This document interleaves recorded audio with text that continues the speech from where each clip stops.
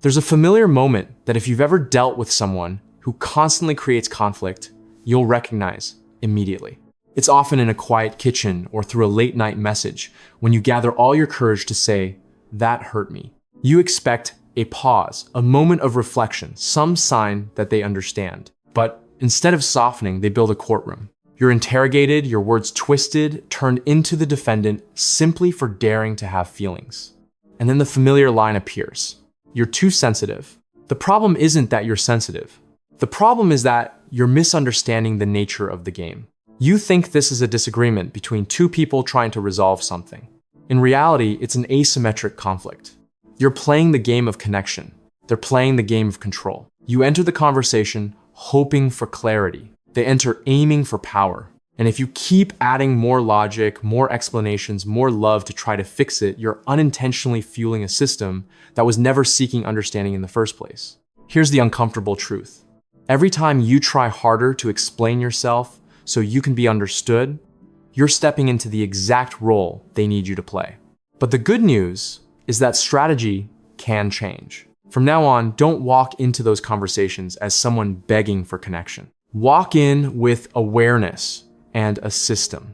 If you've ever been called too sensitive, stay until the end and learn how to stop being the supply for that chaos. When you understand that you're in an asymmetric conflict, you realize something crucial. This isn't a conversation, it's a reward-driven system. People with high conflict tendencies aren't truly seeking truth. They're seeking reaction. Your emotions are the fuel. Your anger, your tears, your long, detailed explanations, all of it is supply.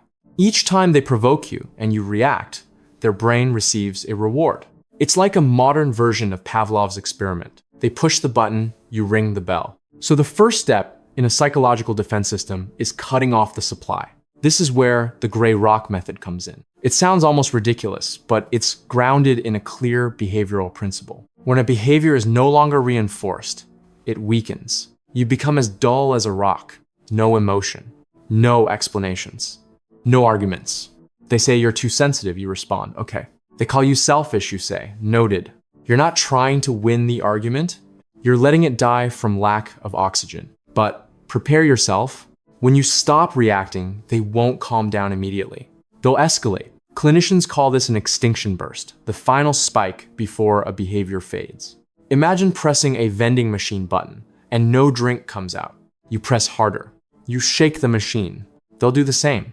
Provoke more, speak harsher, maybe even pull others into it. This is the decisive moment.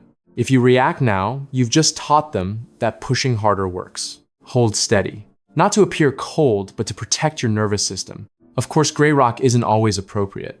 If you work together, co-parent, or are in a legal context, excessive silence can be misinterpreted. That's when you shift to yellow rock.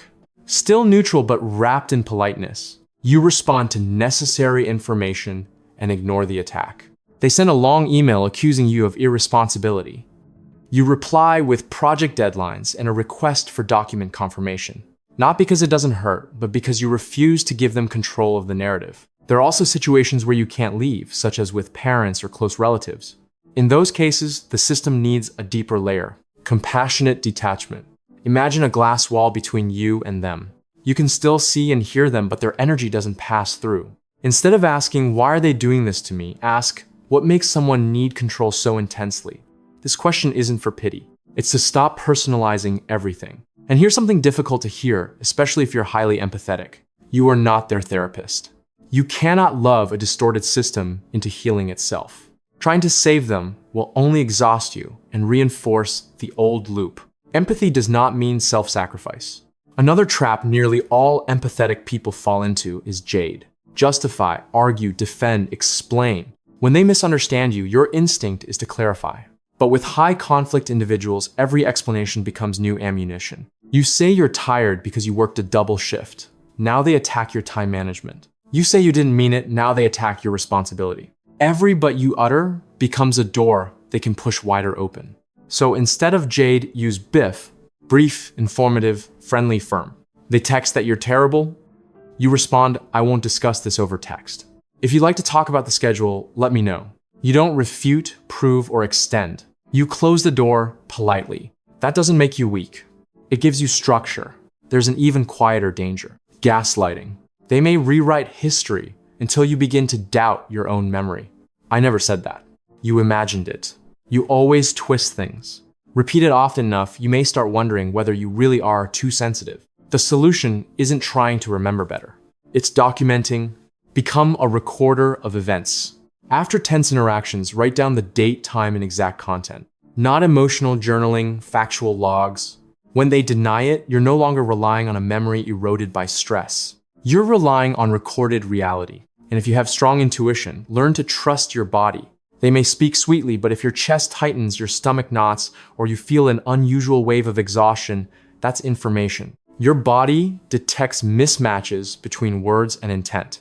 When there's a gap between what you hear and what you feel, prioritize the feeling. Your nervous system rarely lies. None of these tools are meant to help you win arguments. You won't win. The goal is to reclaim the space in your own mind, space they've occupied for too long. When you cut off supply, you exit their reward loop. When you use BIF, you exit communication chaos. When you document and trust your body, you exit distorted reality. And here's the most important part. Don't wait until the battle begins to decide what you'll say. Script it in advance. If they do X, I will say Y. Write it down. Rehearse it mentally. The brain responds better when there's a prepared plan.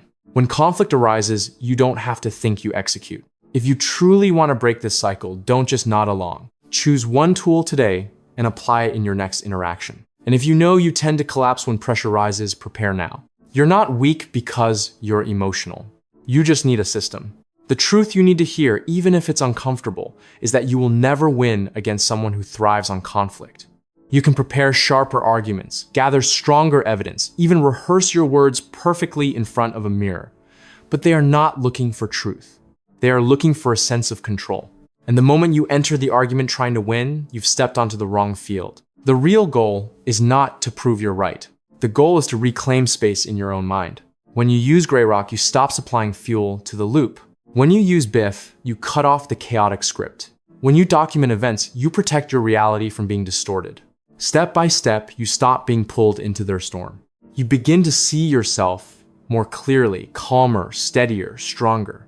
And here's something that might surprise you. Sometimes you're not exhausted because they're powerful, but because you've spent too long trying to change them. Stop doing that. Write your response scripts today. If they do X, you will say Y. Don't wait until the argument starts to figure it out. Prepare in advance. If you truly want to break this cycle, apply one tool immediately after watching this. And if you've realized you've been living in defense mode for far too long, stay with this channel. We're going to rebuild your operating system from the ground up.